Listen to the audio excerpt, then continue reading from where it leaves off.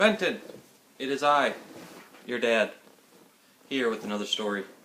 Scuffy the TugBoat. Toot toot. That's the sound Scuffy makes. There's an owl. Do you know what sound an owl makes? Hoo! Hoo! And a couple fish, some butterflies, and 2 bunnies. Oh, let us begin. Scuffy the TugBoat and his adventures down the river.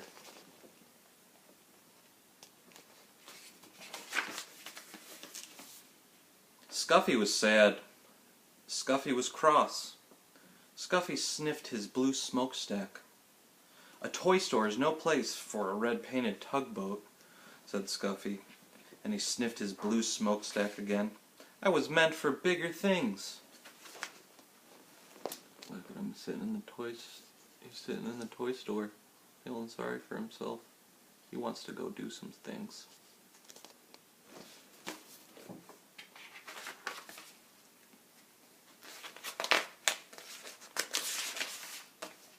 "Perhaps you would not be cross if you went sailing," said the man with the polka dot tie, who owned the shop. So one night he took Scuffy home to his little boy. He filled the bathtub with water. "Sail, little tugboat," said the little boy. "I won't sail in a bathtub," said Scuffy. "A tub is no place for a red-painted tugboat. I was meant for bigger things." The next day, the man with the polka dot tie and his little boy carried Scuffy to a laughing brook that started high in the hills. "Sail, little tugboat," said the man with the polka dot tie. There he is, all unhappy in the bathtub. He wants to go out into the real world. And there he is in the laughing stream. Maybe that'll satisfy Scuffy. Oh, and there's the man with the polka dot tie and his son.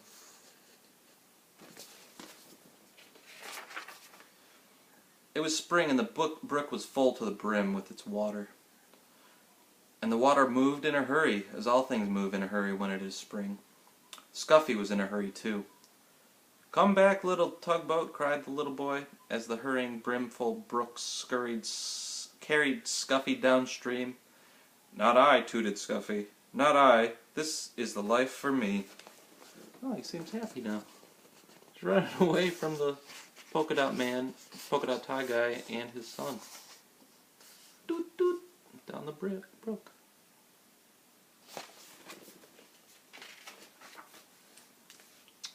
Night came, and with it the moon. There was nothing to see but the quiet trees. Suddenly an owl called out, "Hoo, hoo!" "Toot, toot!" cried the frightened tugboat, and he wished he could see the smiling faces of the man with the polka dot tie. There's that owl again. Woo! Woo! Look at the moon, the reflection. Looks like that fish is trying to eat Scuffy. When morning came, Scuffy was cross instead of frightened. "I was meant for bigger things, but which way am I to go?" he said. But there was only one way to go, and that was with the running water, where the 2 brooks met to form a small river. And with the river sailed Scuffy, the red-painted tugboat. There, he's going down the river, passing the bunny.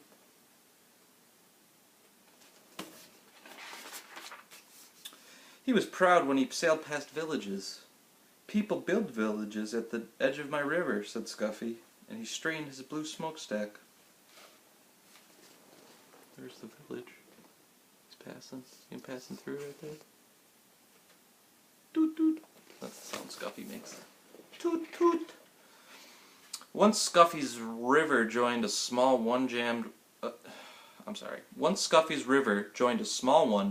logs.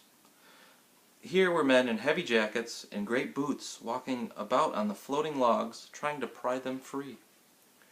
"Toot toot, let me through," demanded Scuffy, but the men paid no attention to him. They pushed the logs apart so they would drift with the river to the sawmill in town. Scuffy bumped along with the jostling logs. "Ouch!" he cried as 2 logs bumped together. Look at those guys pushing the logs down the river, paying no attention to Scuffy. think he'll make it through, though. The strong tugboat. "This is a fine river," said Scuffy, "but it's very busy and very big for me." He was proud when he sailed under the bridges. "My river is so wide and so deep that people must build bridges to cross it." The river moved through big towns now instead of villages, and the bridges over it were very wide, wide enough so that many cars and trucks and streetcars could all cross at once. Look at that bridge. Beautiful.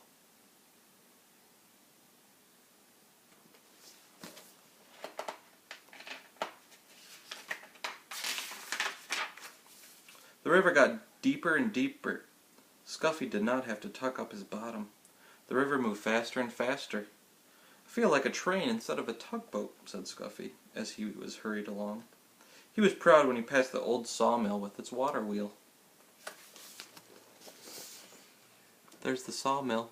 That's where all the logs were going. Those guys were pushing down the water. You can see them there.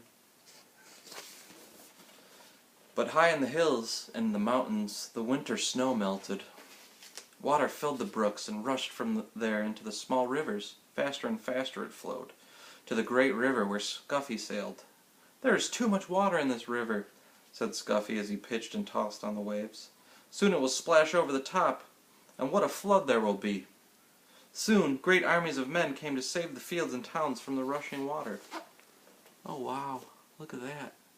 It's a flood. There's a chair. See, Scuffy sailed right by that chair. It's crazy. They filled bags with sand and put them at the edge of the river.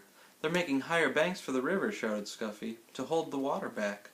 The water rose higher and higher. The men had built the sandbags higher and higher. Higher went the river. Higher went the sandbags. At last the water rose no more. The floodwater rushed on to the sea, and Scuffy raced along with the flood. The people in the fields and the towns were safe. Wow, look at that. Look at those sandbags those men are bringing in to keep the water from rising up in and flooding their village out. And there's Scuffy. Looks like he's sailing out to sea. Are those pigs? They're stuck in the flood. And a cat stuck in a tree.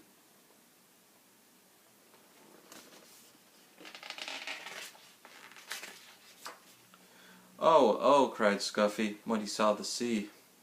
"There is no beginning and there is no end to the sea. I wish I could find the man with the polka-dot tie and his little boy." Just as the little red-painted tugboat sailed past the last piece of land, a hand reached out and picked him up. And there was the man with the polka-dot tie and his little boy beside him. That's crazy. Here's Scuffy going out to sea, passing all the big tanker trucks and whatnot. Got all the men working on the dock. And there's Scuffy. Doot doot. Scuffy is home now with the man with the polka-dot tie and his little boy. He sails from one end of the bathtub to the other. "This is the place for red-painted tugboats," said Scuffy. "And this is the life for me." There's the little man picking him up. And now he's living in the bathtub. That's where Scuffy lived. Remember, he didn't like being there at first, but after his giant adventure, he realized that was the place for him. Safe. Home. And that's the end. I hope you enjoyed the story, Benton. I love you so much, and have a good night.